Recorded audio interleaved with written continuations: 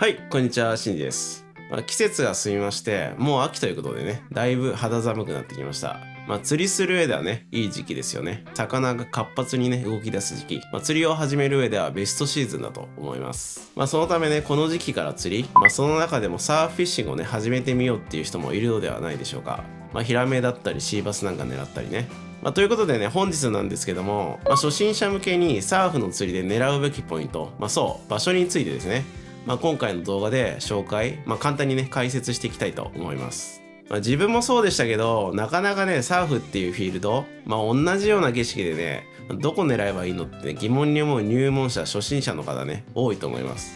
今回はですね、私自身が、サーフで釣りする上で、どんなポイントを選んでいるのかをね、紹介しますが、参考になれば幸いです。目次はね、このような感じです。ということでね、紹介していくんですが、魚釣りっていうのは基本ね、変化するところをね、狙うのが大事になると思います。例えば、砂と海水だけでまっさらな状況というよりは、何か障害物があったりとか、ここは周りより深いとか、あそこから水の流れが変わってるとかですね。変化をもたらす要素や変化している箇所を探して攻めることが大切だと思います。それはね、そのようなところに、餌となるね、ベイトが集まったり、餌を求めてるね、フィッシュイーターの捕食ポイントになる可能性が高いからです。ということで、前半の一つ目、それはね、河口エリアですね。川の終点、川がね、海に流れ込むあの河口ですね。大きい小さいに関わらず、河口はね、絶対に押さえておくべきポイントです。自分なんかも普段の情報で困った時は、とりあえず河口に行っとこうみたいなね。遠征なんかでもそうですね。茨城遠征も河口エリアで座布団ヒラメ。で、高知遠征では赤目。両方初日にね、釣れちゃいましたからね。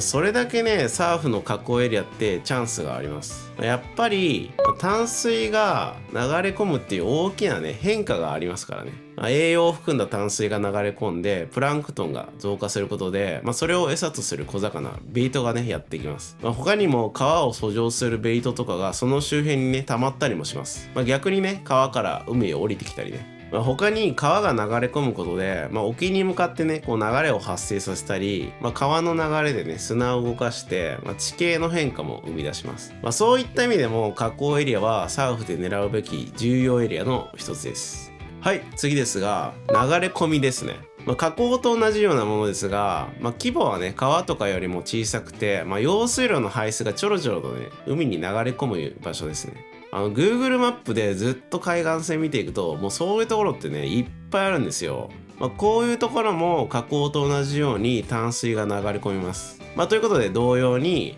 ベイトを呼んだり流れを発生させたり、地形の変化を見ます。例えばですけども、これまでの動画の中でも、この流れ込みのところでエビが湧いて爆釣した経験もありますね。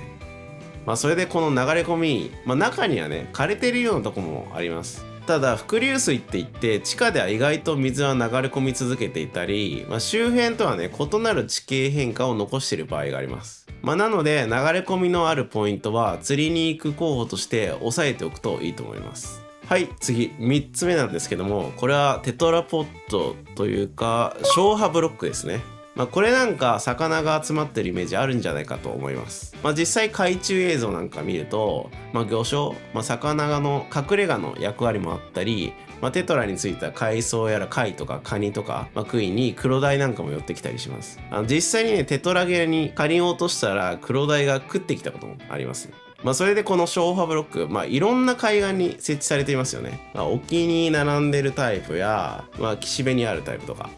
こういうところも釣りする上で非常にいいポイントです。消波ブロックって名前の通り、消波、波を消すってことで、高波や海岸の浸食を防ぐために設置されています。そのため例えば、沖にあるようなタイプだと、その内側が流れが穏やかになっていることで、遊泳力の弱い小魚の休憩場所になっていたりします。それを狙いにヒラメなどのね、フィッシュイーターが寄ってきたりします。他にも波の当たり方によっては、さらしを発生させたり、魚の狩り場といいますかフィードポイントになったりもします。そして岸沿いに消波ブロックがあるような海岸、これもすごく自分は好きなポイントですね。さっきも言ったように消波ブロックって海岸の浸食を防ぐために設置されています。そのため、ブロックに取っかかるというか溜まるというか、砂がね海へ流れていくのをね防いでくれます。それによってその周辺では、特徴的な地形の変化を生み出したりもします。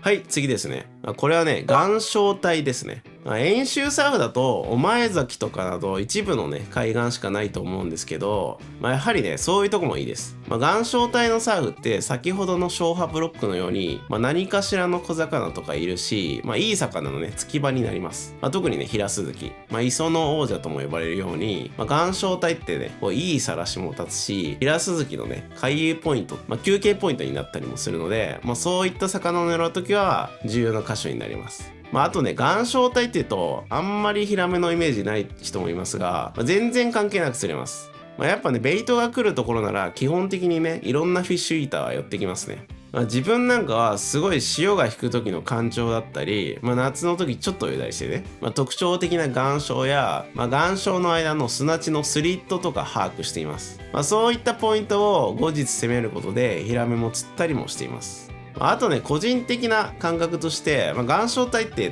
ば、何かのねベイトが沖から入ってきたら、ただの砂のサーフと比べて比較的ねベイトがねとどまりやすいような気がします。過去イワシが岩礁帯に入って何日かずっとねいい状況だったってこともありましたね。そういった意味でもいいポイントなんじゃないかと思います。で、欠点としては根がかりがあることですね。だからフローティングミノとかが必須だと思います。はい、前半最後はヘッドランド。ただね、これ正直言うと、こういうとこでね、ほぼ釣りしたことないですね。そもそも静岡県ってヘッドランドってほとんどない。岩田に一つあるだけなんじゃないかな。なので、軽く触れるだけにするんですけど、ここも絶対いいポイントになり得ますよね。茨城遠征の時に、鉾田っていうところで釣りした時に、このヘッドランドがね、いっぱいありました。その時は釣れなかったんですけどね。ただ、沖に突き出たストラクチャーって、潮がよく当たって、周辺にね、地形変化や流れの変化をね、発生させます。あと、ヘッドランド自身にも、カニとかついていたし、絶対クロダイとか釣れますよね。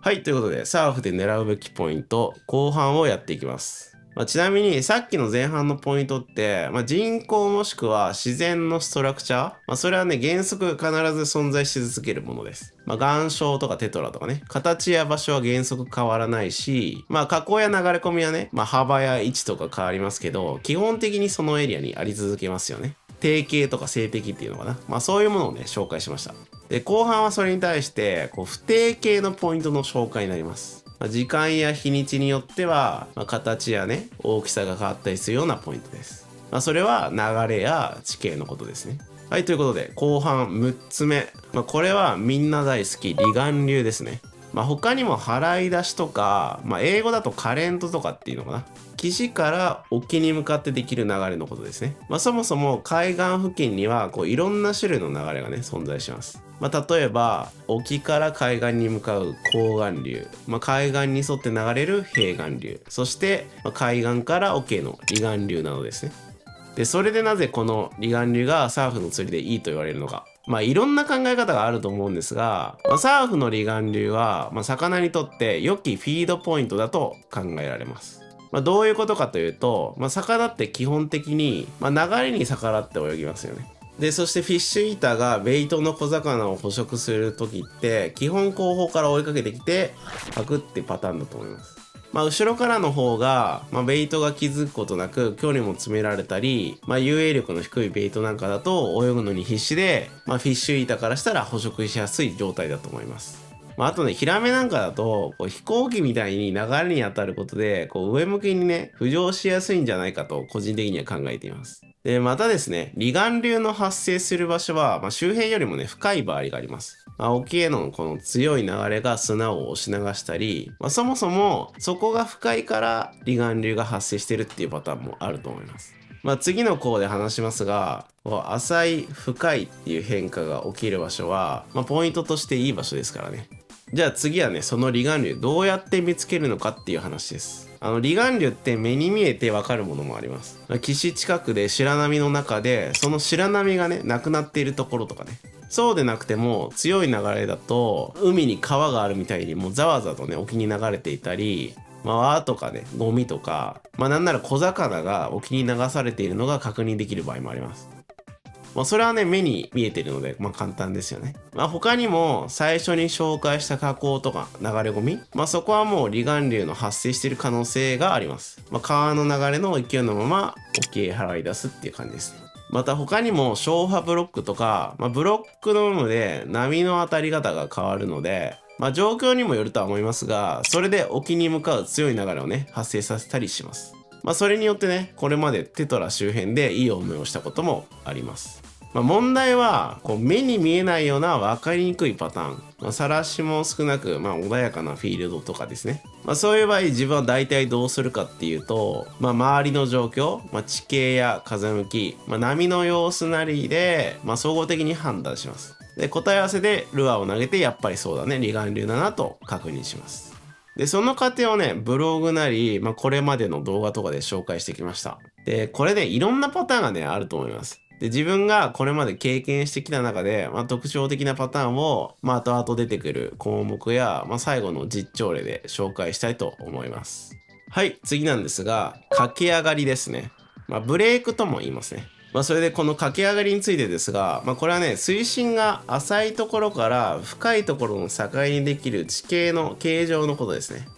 図にするとね、こんな感じです。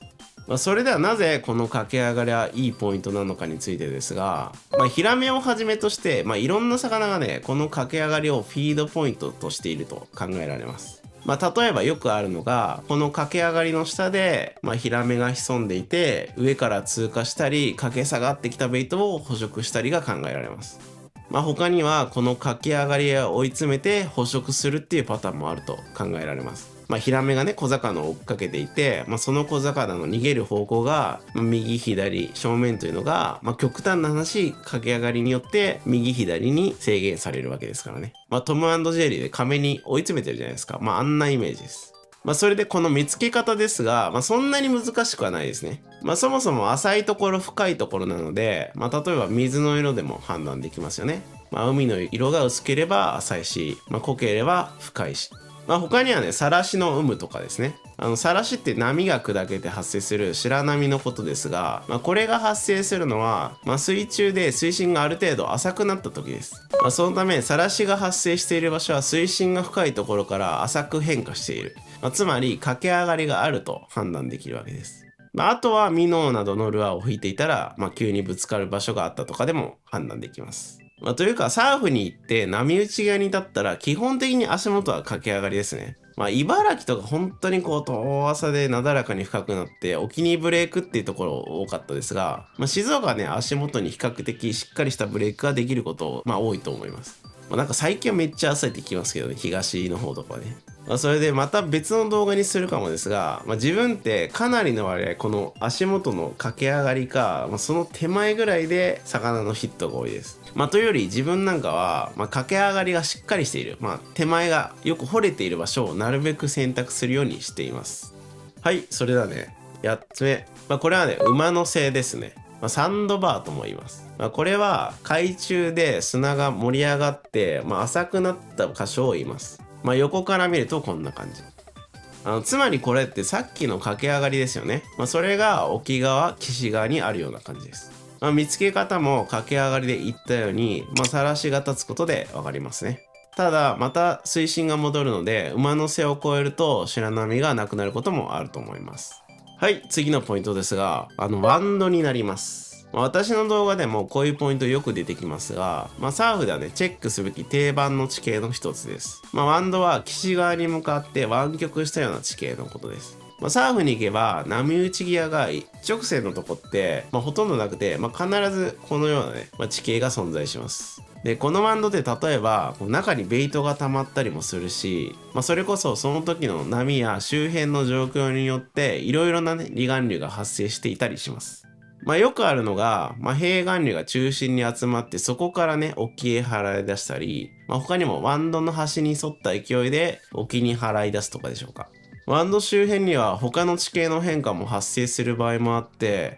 より怪しいワンドを探すことが、魚へ近づくアプローチの一つになるのではないかと思います。はい、次ですね。ちょっと正式な名前知らないので、自分はね、突き出しとかって言ってるポイントですね。沖に向かってちょっとこう砂が突き出てる地形のことです。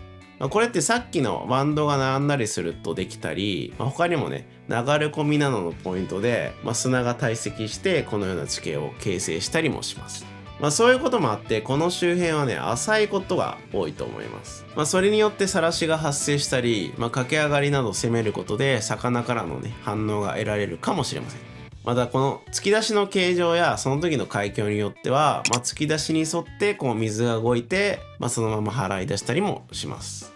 今までアップした動画の中でもそういうパターンでね、魚をヒットさせていることもありますね。はい、次ですね。次はですね、チャンネル跡です。厳密にこう言っていいのかわからないですけど、これってバス釣りで使われているね、用語です。チャンネルって日本語で水路とかって意味なのかな。だからね、水の流れの跡ってことです。サーフで釣りしていると、波打ち際で、海に向けてできた筋とか、へこんだところがね、あったりします。それって潮が高い時間帯に、波が砂浜に乗り上げて、波がね、こう戻る時にできる跡なんですよ。そのため、その波が戻る時に、沖への強い流れ、つまり払い出しですよね。強い流れを発生させることで、海中では周囲よりも砂が掘れている可能性もあったりします。そのため、このチャンネル跡の前も攻めるポイントの一つとして挙げられます。それでこのチャンネル跡の探し方ですが、もちろんね、映像のように、目視で、ね、分かったりすることもあります。他にも判別法として、砂の感触とかでも分かります。このチャンネル跡は、通常より、ふかふかな砂の周辺に、硬い砂地や石がむき出ているような場所にあります。それはなぜかというと、波がね、こう砂浜を登るときに、新しい砂をね、押し上げます。そのためその場所は、新しい砂が乗ったばかりで、ふかふかな、ね、状態です。逆に登った砂が海へ戻るときは、砂浜の表層を洗い流し、で硬い砂地が残ります。さらに水が流れていく過程で砂の中から石が露出したりもします。陸地の形状にもよると思いますが、斜めに岸を登った波が陸地へ乗り上げて海へと戻る際にこのような現象を引き起こします。なので、ふかふかの砂地に対し硬い砂地、目に見える筋とかへこみ、小石の露出などをヒントに、チャンネル跡を探し、その周囲を攻めてみるのもいいと思います。はい。あとね、3つですが、ここからね、これまでとは少し毛色が変わったようなポイントです。はい。ポイントね、12個目は、水色変化です。荒れた天気の後、海がね、こう、攪拌されたり、川や用水路から、泥水などが流入することで、沿岸がね、濁ったりします。ただ、沖の方の水は綺麗で、潮の動きでその綺麗なね、潮が岸へ近寄ってきて、濁った潮と綺麗な潮の境が確認できたりします。このようなところも押さえておいてほしいポイントです。これまでも綺麗な潮から濁った潮の境目でヒラメがヒットしたり、沖の綺麗な潮にいるイワシなどのね、ベイトが一緒に近づいてきたことで、ヒラスズキがね、連発したことも過去あります。なので釣りするときはやっぱ自分の正面だけではなく周りのね海の状況をよく見ていることも大事だと思います。はい、次ですね。それはね、ゴミたまりです。ゴミたまりなんのこっちゃと思うかもですね。さっきの項で言ったように、荒れた天気だと増水した川からなんか枝とか葉っぱとかね、海に流れ込んだりします。そういう海だとルアーにゴミが引っかかったりしてめちゃくちゃストレスですよね。でも時間や日にちが経つことで、そのゴミってこう同じ箇所にね溜まっていきます。こっちの方向だと必ずゴミが引っかかるけど、こっちの方向きはあんまり引っかからないとかね。それって流れや地形によってゴミが流されてきて、溜まりやすい場所に移動していくからです。それでなんでこのゴミたまりが良いのかっていうことですが、結局このゴミたまりを形作るのは水の流れです。つまりゴミたまりがあるということはゴミをねこう移動させる流れがあり、さらに抜けていく流れがゴミたまりの周囲にはあるということを意味しています。なのでゴミたまりを見つけたら、その周囲を探っているといい思いをすることもあります。これまでもそのようなポイントを探して攻めていたら、ヒラメがヒットしたということはありますね。さあいよいよ最後ですね。それはね、鳥ですね。やっぱね、鳥は重要ですね。そもそもこれまで紹介してきたポイントっていうのは、ベイトが溜まりやすい場所やフィッシュイーターの捕食ポイントの可能性が高い場所を紹介してきました。やっぱね、ベイトの存在って大切で、そのベイトをね、ダイレクトに教えてくれるのが鳥です。もちろん、例えばイワシの群れが岸近くにやってきて表層でね、群れていたら、黒い帯や、キラキラしてとても分かりやすいです。ただ沖の方だったり下の方に潜っていたり、そこまではねまとまっていなかったら、人の目だとね確認することが難しいです。でも鳥はその視力と、飛行によってもう上からの視点で、海の中のねベイトをね視認することができます。海鳥が海面に顔を向けて旋回していたり、ウミウの群れが潜っていたりしたら、ベイトがいる可能性が高いわけです。あとね、そういった水鳥だけではなく、自分はね、カラスなんかも手がかりにしますね。カラスはね、海の上に浮かんだり、潜ったりはできませんが、陸地にね、イワシとかが打ち上げられると、それを食べにね、群れでやってきます。遠くの方でカラスが浜で騒いでる。なんか食べてるって気づいて、確認するとイワシが打ち上がったってこともあります。で、そこで釣りしたらヒラメ釣れたっていう動画もね、これまでに出しています。はい、ということでね、サーフの釣りで選ぶべきポイント14個紹介しました。いろいろ紹介したのですが、実際のフィールドの状況って千差万別様々です。そこでこの後はこれまでの兆候でどんな風に考えて、魚をヒットするまでに至ったのかを、紹介解説したいと思います。はい、一つ目の兆候ですが、河口エリアでの兆候になります。この時は他の魚出るけど、ヒラメがなかなか出ないなって時でした。で、それで困った時は河口だってことで、向かいました。で、夕方に着いたのですが、上からね、見たフィールドの状況はこんな感じ。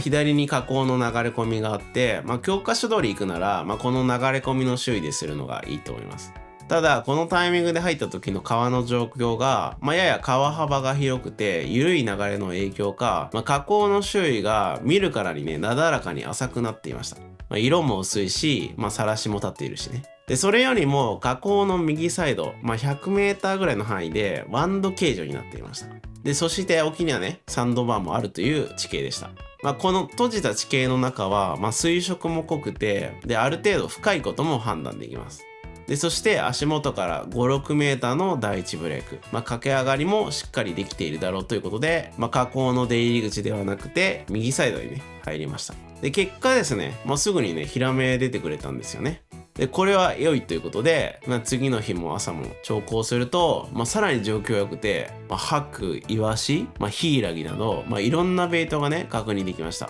やっぱ河口っていうこととワンドサンドバーってことで閉じたような地形の中に魚が溜まっていました。で結果としては同じように駆け上がりでヒラメ1匹で、沖のサンドバーの駆け上がりを過ぎたところでもう1匹ヒラメをね出すことができました。もちろんねこの河口正面で出ないこともないんだろうけど、攻めやすさとか、可能性って意味では、右側の方がいいかなっていう判断ですね。結局河口出入り口で、やってた人その時出ていなかったですし、タイミングとかあとナイトとかであればヒラスズキ、マルスズキとか出そうでしたけどね。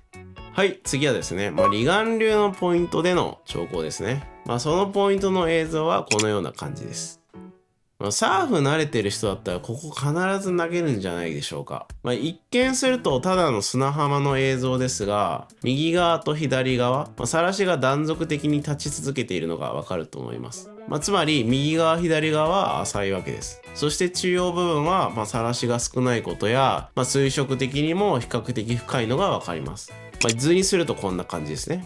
それで沖から向かってくる高岸流によって、水が打ち寄せられます。浅場に増加した水ってね、そこにとどまらず深い方へ逃げようとしますよね。で反対側も同じですね。でその平岸流は沖への流れ、離岸流となるわけです。なのでね、こういう場所を見つけたら大体離岸流できていますね。結局このポイント固定でずっとルアーを通していたら、最終的にヒラメが来てくれました。はい、最後の例ですが、これはねワンド関係のポイントですね。でここ結構大きいワンドでして、で最初ね中心部に離岸流があるだろうと、あと沖にねサンドバーも絡んでたんで良さそうってことで入りました。で、実際にね、中心部に払い出しはあったんですが、ただ全然魚からの反応がないので、ワンドのね、左端へね、移動しました。で、ワンドの左では、岸からね、こうサンドバーが伸びてるっていう、複合的なね、地形だったからです。それで沖のサンドバーの駆け上がりがすごい怪しいので、自分は背打ちって言ってますが、この時はね、ワームを背の上に乗せて、駆け上がりで落とすっていう攻め方をしました。結局、右から左へ打って攻めていくと、マゴチ、そしてヒラメをね、釣り上げることができました。で、さらに次の日も行くと、今度は手前の駆け上がりで、両型のヒラメや、マゴチなど複数匹釣ることができました。このワンドとサンドバーが絡んだ複合的なポイント、ベイトが溜まっていたみたいで、非常にね、いい思いができましたね。3つのね、兆候を紹介しましたが、多分こうなんじゃないかなってね、予想して、試行錯誤した結果、魚がね、出てくれるとね、最高ですよね。それがね、この釣りの醍醐味、楽しさのね、一つだと思います。はい。ということでね、いかがだったでしょうか。本日の動画はね、ポイントを一挙にまとめて紹介したので、概要というかね、簡単な解説になりましたが、なんとなくでも攻める場所のイメージがついたのではないでしょうか。広大なサーフってね、どこ狙えばいいんだろうってね、初心者の方すごい悩むと思いますが、大事なのは、ポイントのちょっとした知識と、あとはね、想像力ですかね。それで攻めるべきポイントを選ぶことで、魚に近づいていくのではないかと思います。ポイントって個人個人いろいろな考え方があると思いますが、私自身は今回紹介したようなポイントのイメージで、サーフの釣りの攻め方を決めていたりします。参考になれば幸いです。はい、ということで本日の動画は以上になります。ご視聴いただきありがとうございました。バイバイ。